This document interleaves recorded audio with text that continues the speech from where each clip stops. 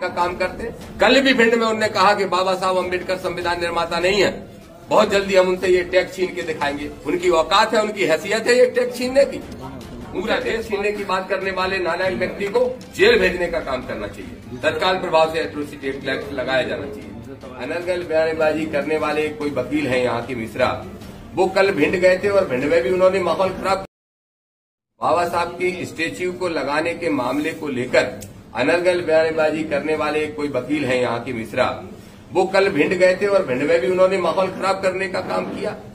तो मैं पूछना चाहता हूं ग्वालियर के कलेक्टर से, ग्वालियर के एसपी से, इस बात का जवाब दो कि आपने जब कहा, पार्टी के नेताओं से बात करके आग्रह किया कि हम 15 तारीख का आंदोलन वापस ले लें, नहीं तो सामाजिक सौहार्द बिगड़ेगा, हमने आंदोलन वापस लिया, तो फिर आपकी क्या मजबूरी है कि उस व्यक्ति को आप नहीं रोक पा रहे हो? जिस दिन हमारी पार्टी ने आंदोलन वापस लिया, उसी दिन वो व्यक्ति सड़क पर उतार के सांप्रदायिकता फैलाते हुए कोई हिना खान से बहस करता है और कल भिंड में जाके वो माहौल खराब करने का काम करते। कल भी भिंड में उन्होंने कहा कि बाबा साहब अम्बेडकर संविधान निर्माता नहीं है, बहुत जल्दी हम उनसे ये टैक्स छीन के दिखाएंगे। उनकी औकात है, उनकी हैसियत है ये टैक्स छीनने की।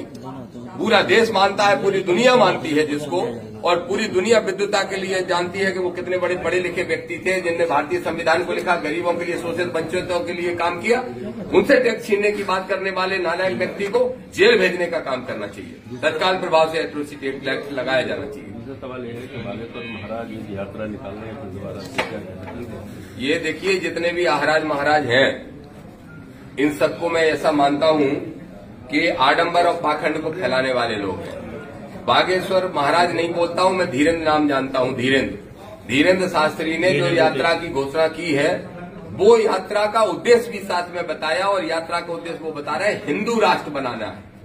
भारत का संविधान ये कहता है कि भारत एक धर्मनिरपेक्ष राज्य है, और धर्मनिरपेक्ष राज्य को अगर एक धर्म का बनाने की कोशिश अगर कोई व्यक्ति करता है तो ये भी एक राष्ट्रद्रोही की श्रेणी में है।